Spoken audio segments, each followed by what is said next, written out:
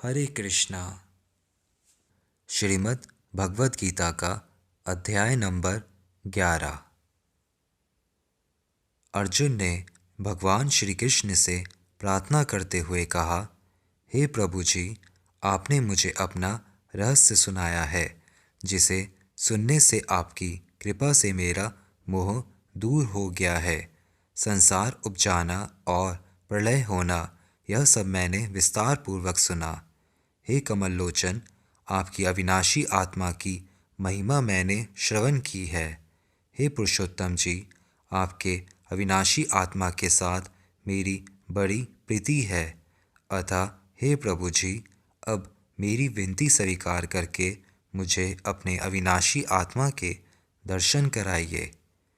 अर्जुन की विनय सुनकर श्री कृष्ण भगवान जी बोले, हे अर्जुन, तू मेरा रूप भी देख और दूसरे वर्णों के रूप भी देख। नाना प्रकार की प्रकृतियाँ देख। कई सूर्य देख, कई वसु, कई अश्वनी कुमार, कई पवन देव, जो तूने अब तक नहीं देखे वह देख। हे गुडाकेश अर्जुन, सारा संसार इकट्ठा देख। मेरी देह में स्थावर जगम और जो भी तेरी इच्छा हो वह सब देख। पर हे अर्जुन, यह सब तू इन नेत्रों से नहीं देख सकेगा। अतः मैं तुझे दिव्य नेत्र देता हूँ, उनसे तू मेरा दिव्य ईश्वर योग देख।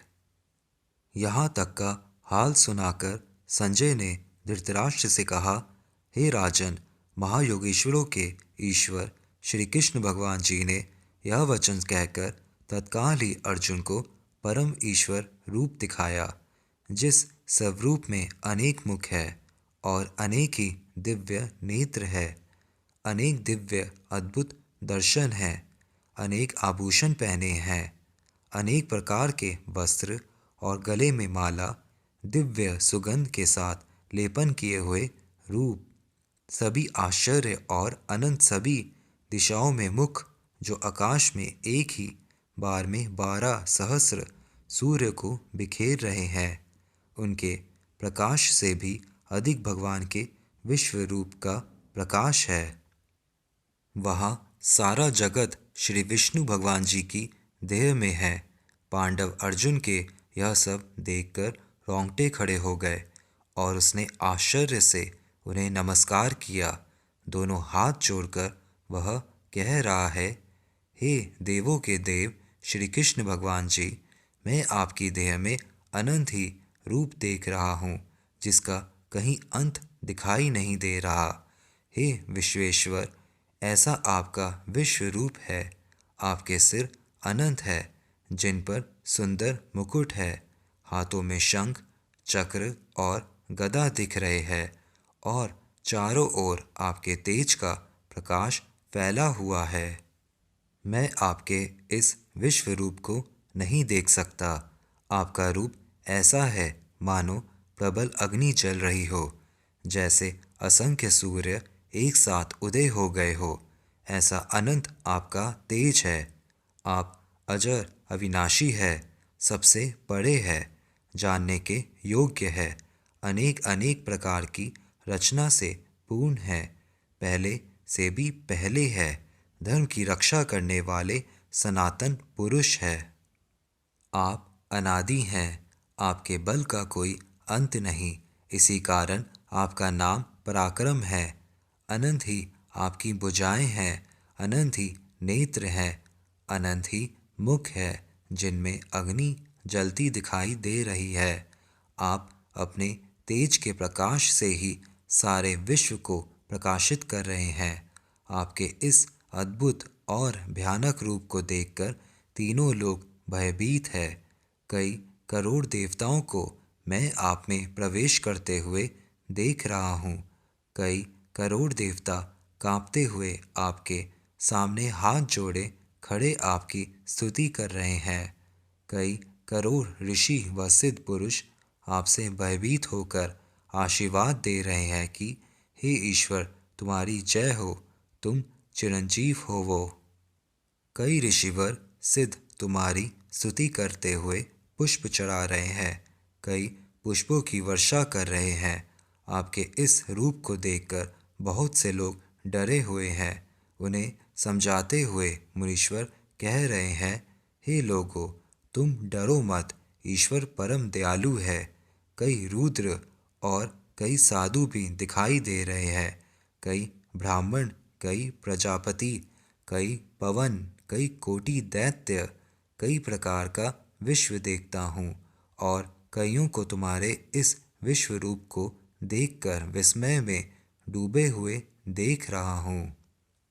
कई नेत्र और भुजाएं देख रहा हूँ, बहुत से आपके उरुस्थल देख रहा हूँ, आपके बहुत से चरण हैं, बहुत से उदर और मुख है जिनमें भयानक दारें दिख रही हैं। सभी इस रूप को देखकर बहुत डर गए हैं, मैं भी डर रहा हूँ। आप आकाश को छू रहे हैं, जगह जगह कई सूर्य प्रकाश कर रहे हैं। आपके अनेक रंग है, अनेक ही नेत्र है, जिनमें महाप्रलय की अग्नि के पर्वत जलते दिख रहे हैं। हे प्रभु जी, यह भयानक रूप देखकर मेरी आत्मा बहुत डर गई है, मुझे अब धैर्य नहीं है। हे भगवान, अब बस करो, अब प्रसन्न होवो। प्रभु जी, महाप्रलय की अग्नि समान आपके मुख में दारें देखता हूँ।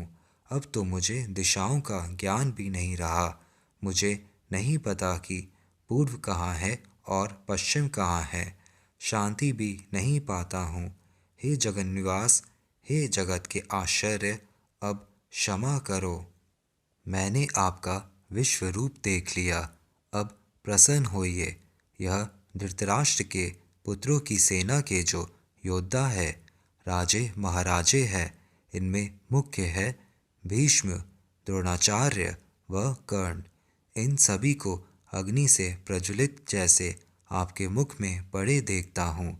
महाभयानक जो आपके मुख में दाढ़े हैं, सो कितने ही योद्धाओं के सिर उन दाढ़ों में लटकते देखता हूँ, जैसे बड़े वेग से नदियाँ समुद्र की ओर बढ़ती हैं और उनमें जा विलीन होती है। इसी प्रकार मैं बहुत से योद्धाओं को आपके मुख की ओर बढ़ते और उसमें समाते देख रहा हूँ। जैसे प्रलय की अग्नि में पतंगे उतावले होकर आ पड़ते हैं, वैसे ही बड़े वेग के साथ योद्धा गिर रहे हैं, जिन्हें आप सांसों से निकलते जा रहे हैं। महाअग्नि से भरे आपके जो मुख है, उनसे ही संसार को उपजाते हो। आप ही यह भयानक विश्व रूप धार कर सारे विश्व को भर रहे हो। हे देवों के देव, आपको नमस्कार है। बस अब प्रसन्न होइए। मैं आपका जो आदि अंत देखना चाहता था, वह नहीं देख सका। आपका कोई आदि अंत हो तो दिखाई दे, आप अनंत हो। अर्जुन के वचन सुनकर श्री कृष्ण भगवान जी बोले, हे अर्जुन, इस समय इन लोगों का काल रूप मैं ही हूँ। मैंने यह बड़ा रूप इन लोगों को काल निमित्त ही धारा है। जो दुर्योधन की सेना के योद्धा है, जो तुम्हारे सम्मुख है, तुम एक के बिना यह नहीं होंगे। मैं इन्हें ग्रस लूँगा। इस कारण हे अर्जुन, उठ खड़ा हो, यश ले। इन सब शत्रुओं को जीत कर बड़े धर्म के साथ पृथ्वी पर राज कर। दाएं बाएं हाथ से एक जैसा शत्रुओं को मार। यह सभी योद्धा मैंने पहले मार रखे हैं। तू तो निमित्त मात्र है कि लोग कहें कि यह सभी योद्धा अर्जुन ने मारे हैं। यह योद्धा कैसे है, सुन। पहले द्रोणाचार्य को ले, जिनसे तूने शस्त्र विद्या सीखी है, जो बाण की चोट से चूकते नहीं। देखो, बाणों से मारते हैं और शाप देकर भी मारते हैं, ऐसे है द्रोण।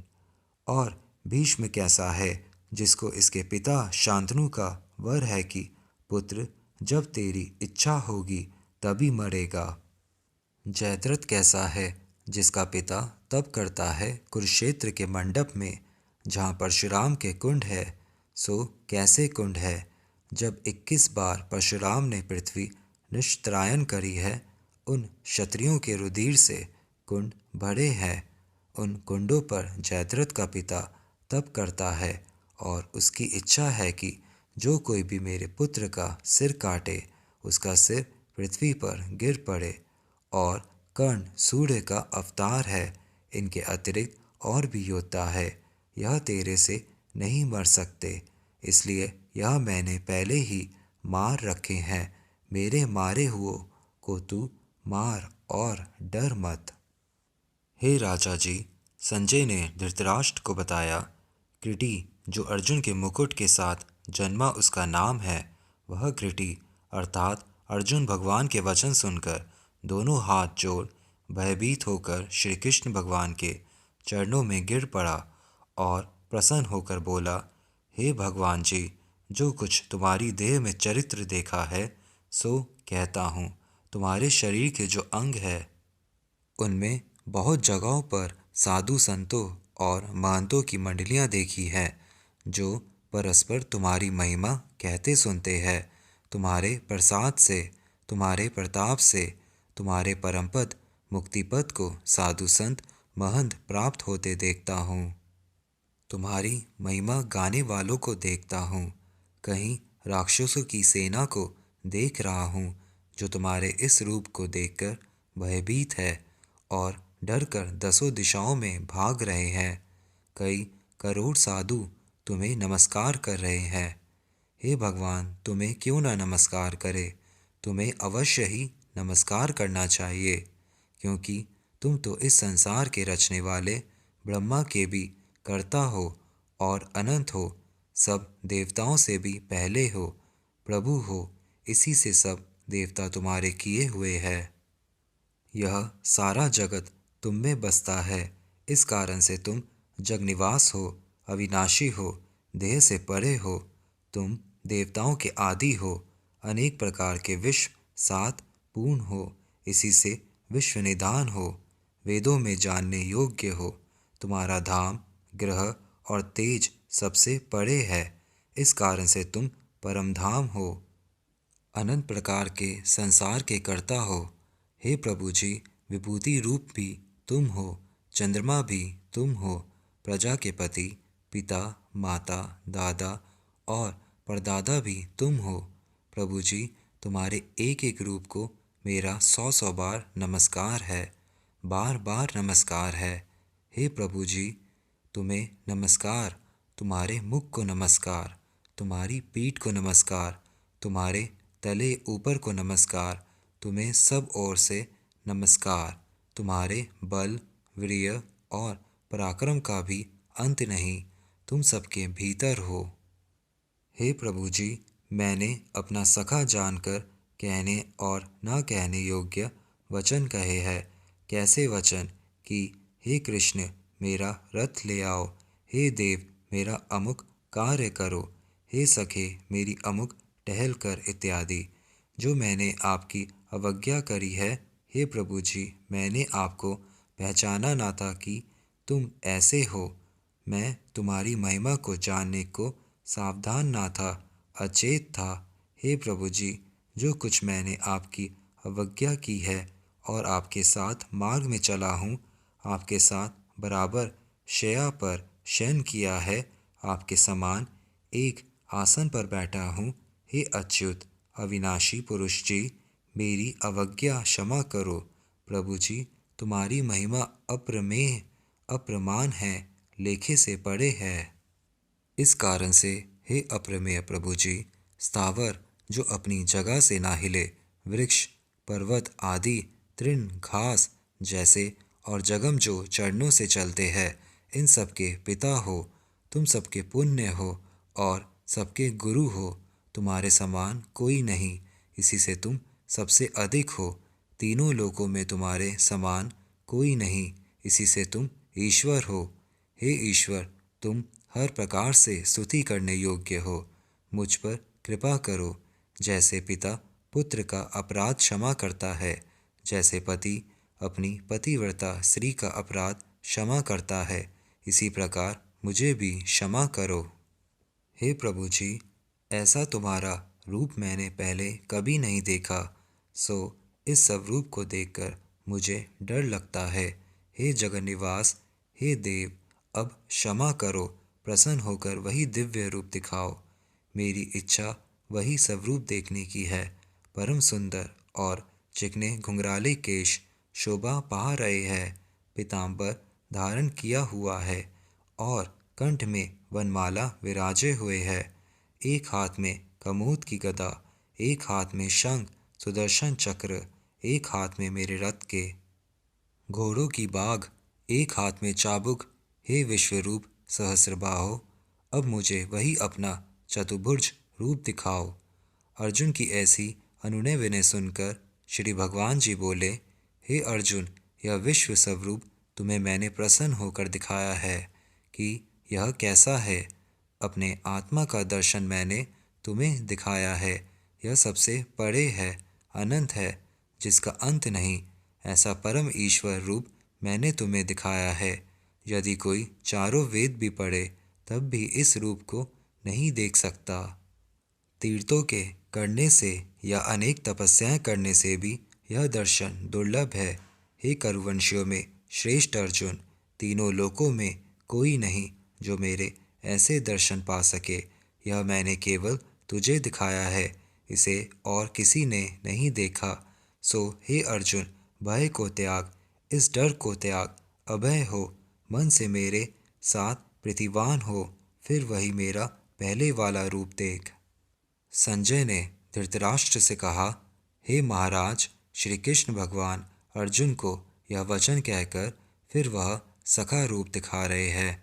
जो सत स्वरूप था वही रूप अर्जुन को दिखाया, जिससे उसका भय दूर हो गया।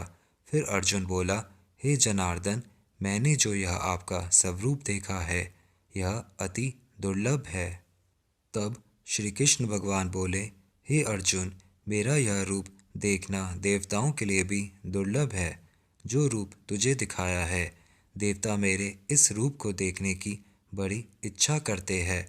यह वेद पाठियों के लिए भी दुर्लभ है। हे अर्जुन, वेद के पढ़ने से भी मैं नहीं पाया जाता और ना ही तपस्या से पाया जाता हूँ, ना ही यज्ञ करने से पाया जाता हूँ। हे अर्जुन, अनेक प्रकार के जो धर्म हैं उनमें भी मुझे पाना कठिन है। जैसे तूने मुझे पाया है वैसे किसी ने नहीं पाया, क्योंकि तू मेरा अनन्य भक्त है।